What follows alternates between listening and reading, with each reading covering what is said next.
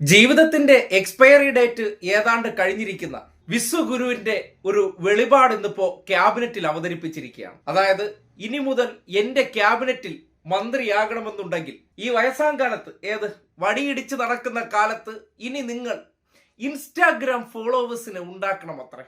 ഇല്ലെങ്കിൽ എന്റെ മന്ത്രിസഭയിൽ മന്ത്രിപ്പണി ഉണ്ടാകില്ല അത്രേ. എന്റെ മന്ത്രിസഭ എന്ന് പറയുമ്പോൾ ഞാനേ ഏകദേശം എക്സ്പയറി ഡേറ്റിലേക്ക് അടുത്തിരിക്കുകയാണ്. നമ്മുടെ നാട്ടിൽ പറയാറില്ലേ, ഒരു പ്രായം കഴിഞ്ഞാൽ കുഴിയിലേക്ക് കാലിൽ നീട്ടിയിരിക്കുന്ന മനുഷ്യർ. അവർ ഇന്നത്തെ ഇൻസ്റ്റഗ്രാം വിപ്ലവം കണ്ടിട്ട് ഉടനടി ഒരു നിർദ്ദേശം കൊടുത്തിരിക്കുകയാണ്. ഇനി നമുക്ക് ഇങ്ങനെ ഒരു അബദ്ധം പറ്റാതിരിക്കാൻ വേണ്ടിയുള്ള മുൻകരുതൽ എന്നോണം ക്യാബിനറ്റിൽ നടത്തിയ നിർദ്ദേശം എന്താണെന്ന് മാധ്യമങ്ങൾ റിപ്പോർട്ട് ചെയ്തിരിക്കുകയാണ്. കേട്ടെ.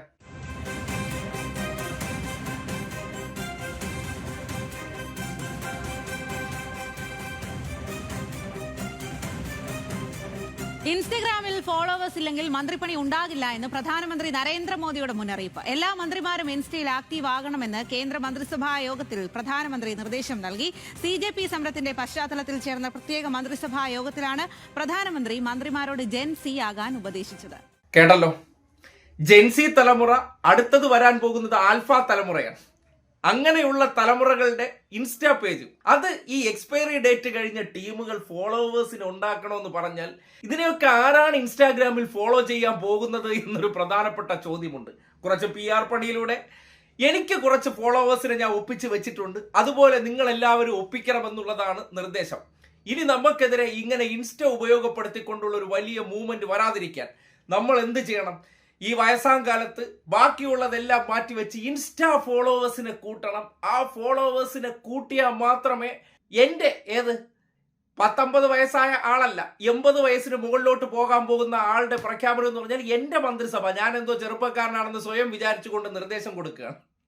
അതായത് സ്വയം പ്രായമായിട്ടില്ല എന്നൊക്കെ കരുതിക്കൊണ്ട് പുതിയ കാലഘട്ടത്തിലെ ചെറുപ്പക്കാരുടെ ഓരോ പ്ലാറ്റ്ഫോമുകൾ കാണുമ്പോൾ അത് നമുക്ക് കൈയടക്കണമെന്നൊക്കെ വിചാരിക്കുമ്പോൾ ഈ ശാഖ എക്സ്പയറി ഡേറ്റിന്റെയൊക്കെ മാനസികാവസ്ഥയാണ്. കാര്യം ഇന്നലകളിൽ ഈ നാട്ടിൽ തൊട്ട് താഴെ വന്ന തലമുറക്കാരെ അവരെ കേൾക്കുകയോ അവരെ പരിഗണിക്കുകയോ അവരുടെ അഭിപ്രായങ്ങൾ ഉൾക്കൊള്ളുകയോ ചെയ്യാത്ത ടീംസാണ്. എന്നാൽ അവർക്ക് മുന്നേ പോയ LK അദ്വാനി, മുരളി മനോഹർ ജോഷിയെ പോലുള്ളവരെ നിർദാക്ഷണ്യം മൂലക്കിരുത്തി അധികാര പദവികളിലേക്ക് കയറിയവരാണ്. ആ കയറിയ വിശ്വഗുരു ഇങ്ങനെ ഒരു ഡയലോഗ് അടിക്കുമ്പോൾ ഒന്ന് ആലോചിച്ച് നോക്കിയേ, ഇവരുടെയൊക്കെ ഒരു മാനസിക നില.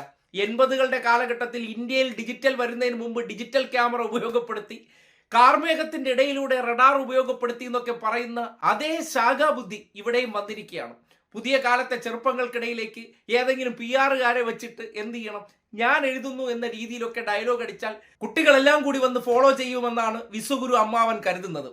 ചിന്താശേഷി ഇല്ലായ്മയ്ക്ക് പ്രത്യേകിച്ച് മരുന്നൊന്നും ഈ നാട്ടിൽ ഇല്ലാത്തത് കൊണ്ട് ഇതൊക്കെ കേൾക്കാമെന്നല്ലാതെ മറ്റൊന്നും നമുക്ക് ചെയ്യാൻ പറ്റില്ലല്ലോ. എന്തായാലും പുതിയ നീക്കം ഗംഭീരമാണ്, ഉജ്ജ്വലമാണ്. അങ്ങോട്ട് ഇറങ്ങി ചെന്നു കൊടുത്താൽ മതി, പുതിയ കാലത്തെ ജെൻസി കുട്ടികളെല്ലാം കൂടി വന്ന് ഫോളോ ചെയ്ത് അങ്ങ് മറിക്കും എന്നങ്ങ് കരുതുന്ന ഇവരൊക്കെ ഏത് ലോകത്ത് ജീവിക്കുന്നു എന്ന് നാട്ടുകാർ തന്നെ ചിന്തിച്ചാൽ മതി.